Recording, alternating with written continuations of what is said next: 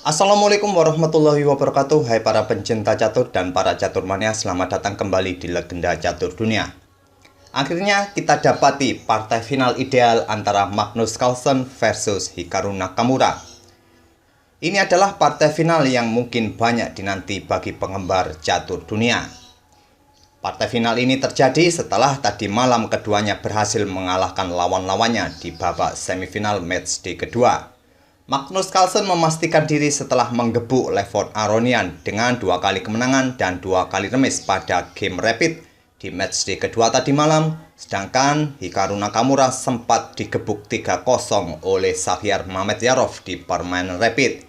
Ini artinya memaksa keduanya harus bermain di babak tie breaks dengan 2 kali permainan blitz, dan hasilnya pun masih remis.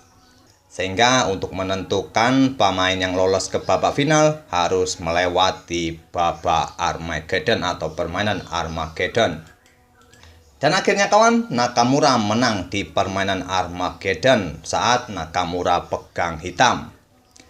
Dalam permainan Armageddon kawan, permainan yang dipakai adalah permainan blitz, 5 menit untuk putih, 4 menit untuk hitam. Ada selisih 1 menit kawan, tapi jika permainan remis maka hitamlah yang berhak menang.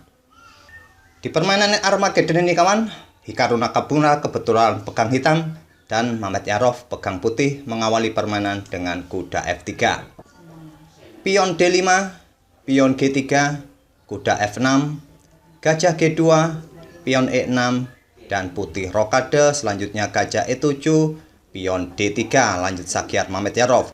Ini adalah permainan King's Indian Attack dari Shahryar Mamedyarov, dan kebetulan ini adalah permainan blitz kawan. Admin tidak akan memberikan komentar-komentar atau memberikan analisa-analisa seperti biasanya, yang kadang admin tunjukkan langkah-langkah terbaik atau langkah-langkah alternatif yang biasa admin berikan di video-video sebelumnya. Karena dalam permainan blitz kawan, apalagi dalam permainan Armageddon ini, tentu pemain sangat mendapatkan tekanan baik dari segi waktu ataupun dari segi psikologis. Tapi untuk beberapa langkah di awal-awal ini kawan, admin akan tunjukkan langkah-langkah yang biasa terjadi dalam permainan King's Indian Attack.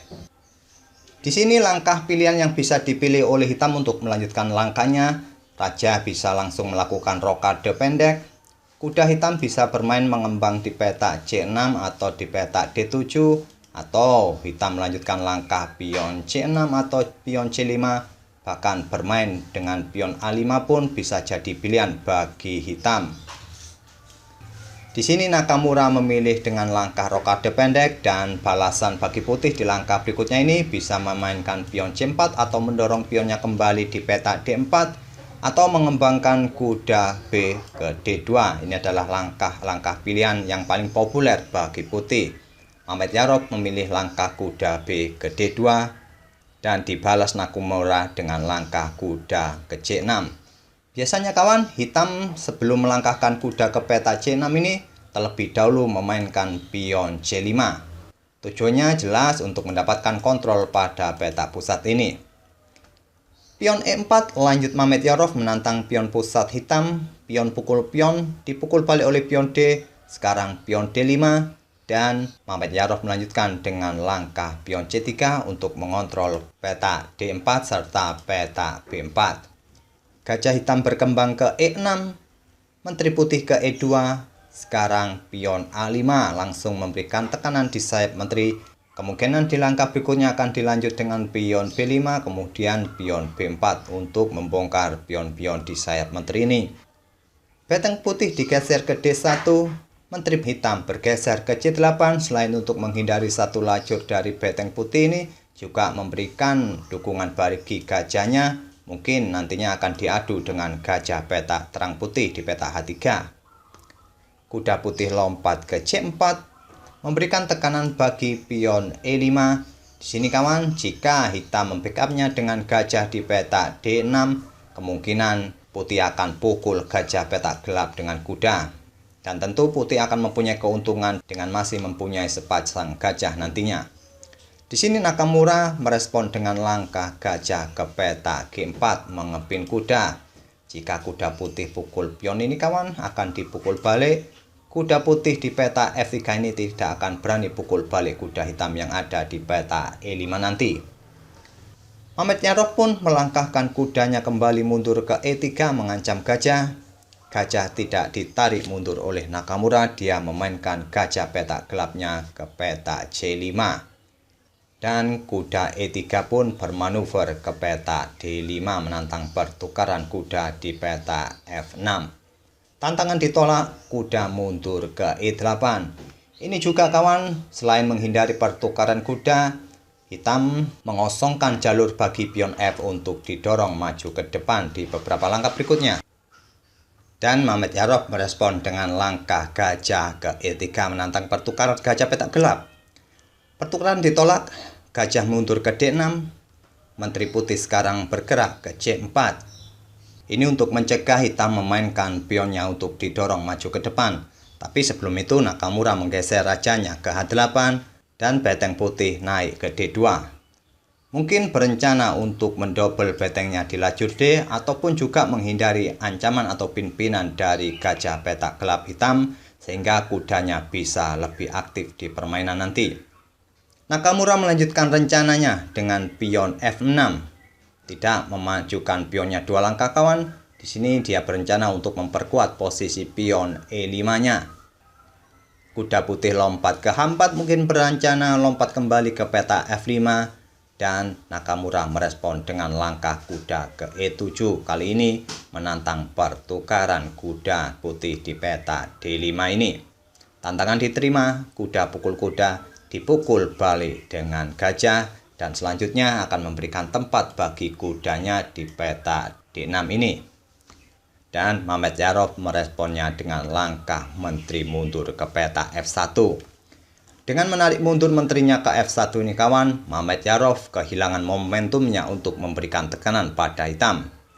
Kuda ke peta F5 sebetulnya bisa jadi pilihan bagi putih untuk melanjutkan tekanan kepada gajah petak gelap hitam ini. Seperti yang disebutkan oleh komentator yaitu Peter Leko tadi malam bahwa langkah menteri ke peta F1 ini putih sebetulnya sudah kehilangan momentum. Ini dimanfaatkan oleh Nakamura melanjutkan rencana kuda ke D6, bersiap lompat kembali mungkin ke peta C4 untuk menggarpu beteng serta gajah petak gelap. Tapi sebelum itu Mamet Yarob menyerang gajah hitam terlebih dahulu dengan pion H3. Gajah mundur ke E6, barulah sekarang pion B3 untuk mengontrol peta C4. Pion A4 balas Nakamura. Beteng digeser ke B1. Pion A pukul pion B3 dipukul balik oleh pion A. Kontrol pada peta C4 masih didapat oleh putih. Dan selanjutnya pion G5 balas Nakamura. Sekarang mencoba memberikan tekanan di sayap raja. Kuda lompat ke F3 dan Nakamura mendapatkan pion di E4 dengan kuda. Dan juga memberikan tekanan bagi beteng di D2. Beteng bergeser ke C2. Sekarang kuda lompat kembali ke D6. Bersiap bermanuver kembali ke peta F5 untuk memberikan ancaman bagi gajah petak gelap. Direspon dengan langkah beteng turun ke C1. Kuda hitam F5 menyerang gajah petak gelap. Gajah turun ke D2.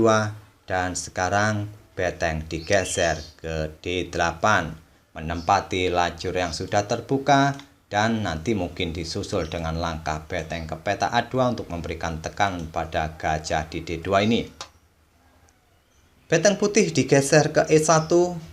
Gajah hitam ke C5 memberikan pimpinan bagi pion F2. Selanjutnya kuda bisa pukul pion G3. Raja putih pun menghindar ke H2. Dan sekarang beteng ke A2 memberikan tekanan bagi gajah di D2. Di backup oleh beteng di E2. Dan beteng hitam mundur kembali ke A6. Dengan menempatkan betengnya di peta A6 ini kawan, beteng nantinya bisa digeser ke tengah ataupun ke sayap raja. Mamet Yarob melanjutkan dengan langkah pengorbanan kuda pukul pion G5, sebuah langkah pengorbanan yang terburu-buru atau tidak perlu bagi putih. Karena di langkah berikutnya, putih hanya mendapatkan kompensasi 2 pion hitam saja. Dan kompensasi posisi pun tidak didapat oleh putih di posisi ini kawan. Di sini Nakamura meresponnya dengan langkah gajah ke E7. Menutup blokade bagi gajah mengancam Beteng juga menawarkan pertukaran gajah. Setelah unggul 1 perwira sampai langkah ke-33 ini kawan, Nakamura terlihat simpel taktiknya, yaitu sebisa mungkin untuk mengadu para perwira sehingga permainan menjadi sederhana. Tidak memberikan kesempatan bagi Mamet Yarob untuk bermain lebih kompleks dengan para perwira lainnya. Sehingga Nakamura bisa lebih mudah membaca pergerakan para bidak-bidak nanti. Tawaran diterima, gajah pukul gajah, dipukul balik oleh kuda, dan Beteng pukul pion E5. Ternyata pengorbanan kuda tadi kawan, putih berhasil mendapatkan kompensasi 3 pion hitam. Di sini Nakamura melanjutkan dengan langkah kuda ke G6 mengancam Beteng. Beteng digeser ke B5 memberikan ancaman bagi pion B7, diblokade oleh Beteng di B6 kembali menawarkan pertukaran perwira. Tawaran ditolak, Beteng digeser ke H5 dan Nakamura bisa saja melanjutkan langkah Beteng pukul pion yang ada di B3 ini, tapi Nakamura lebih memilih menarik mundur gajahnya ke G8. Dan sekarang pion C4 balas Sakyar Mamet Yarob menutup blokade atau diagonal peta terang bagi gajah mendukung Betengnya untuk pukul pion B3 tadi. Dan Nakamura melanjutkan langkah menteri ke E6. Beteng putih digeser ke E1 mengancam menteri, menteri ke F6, dan Beteng naik ke E3. Beteng D6 lanjut Nakamura, gajah naik ke E4, dan Beteng digeser ke E6. Menteri putih ke E2, Beteng kembali bergeser ke D6, dan Beteng putih bergeser ke F5 mengancam menteri. Menteri ke G7, Menteri putih ke F3 mengincar pion B7, pion C didorong maju ke C6, dan putih atau Mamet Yarob melanjutkan dengan pion H4.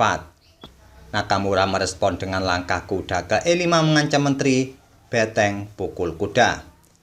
Jika menteri putih ini menghindar, coba saja ke peta F4 kawan, kuda akan lompat ke peta G4 skak dan menggarpu Beteng. Tetap saja Beteng putih akan hilang salah satunya. Oleh karena itu, pada posisi seperti tadi, putih langsung pukul kuda dengan Beteng. Dipukul balik oleh menteri. Gajah pukul pion H7 memberikan open serangan bagi menteri hitam. Menteri bergeser ke F6 menantang pertukaran menteri. Tantangan ditolak, gajah mundur ke F5 memblokade tantangan menteri. Nakamura melanjutkan dengan langkah gajah ke F7 untuk memberikan ruang lebih bagi rajanya bisa bergeser ke arah tengah dan juga untuk mengontrol peta H5 dari kemungkinan menteri putih melakukan skak di peta ini. Dan Mamet Yarob melanjutkan dengan langkah Beteng naik ke E4. Beteng hitam naik ke D4 menantang pertukaran. Tantangan ditolak, Beteng turun kembali ke E3 dan Nakamura menggeser Betengnya ke lajur F untuk memberikan tekanan bagi gajah putih nanti. Mamet Yarob melanjutkan dengan langkah pion H5, gajah pukul pion C4. Ini adalah langkah pengorbanan sementara kawan-kawan, karena jika nanti pion pukul gajah, maka hitam juga akan pukul gajah putih. Tantangan ditolak, Mamet Yarob lebih memilih membackup gajahnya dengan pion G4. Gajah pun kembali mundur ke peta E6, menantang pertukaran. Tentu apabila gajah pukul gajah, menteri akan pukul menteri. Setelah dipukul balik oleh Beteng putih, hitam akan mendapatkan Beteng putih kembali. Di sini kawan, respon dari Mamet Yarob adalah menggeser menterinya ke peta G3. Ini juga memberikan keuntungan bagi hitam karena setelah ini gajah pukul gajah, setelah dipukul balik oleh pion, menterinya Nakamura ke peta H4 skak. Ini memaksa menteri putih mau tidak mau akan pukul menteri hitam. Dan pada posisi ini kawan, Sakyar Mamet Yarob pun menyerah. Dan di langkah ke-54 ini kawan, waktu menunjukkan 41 detik bagi Nakamura dan 29 detik bagi Sakyar Mamet Yarob. Itulah kawan-kawan permainan Sakyar Mamet Yarob versus Hikaru Nakamura di permainan Armageddon tadi malam. Dengan kemenangan ini mengantarkan Hikaru Nakamura lolos ke babak final menantang Magnus Carlsen. Dan partai final ini kawan akan digelar nanti malam selama 2 hari, yaitu matchday pertama dan matchday kedua. Kawan-kawan bisa melihat live streamingnya di channel chess24.com atau di websitenya atau di fanpage Facebooknya. Semoga permainan kedua pemain tadi bisa menghibur kawan-kawan di hari Sabtu ini. Selamat berakhir pekan. Terima kasih, kita akan bertemu di video-video berikutnya. Wassalamualaikum warahmatullahi wabarakatuh.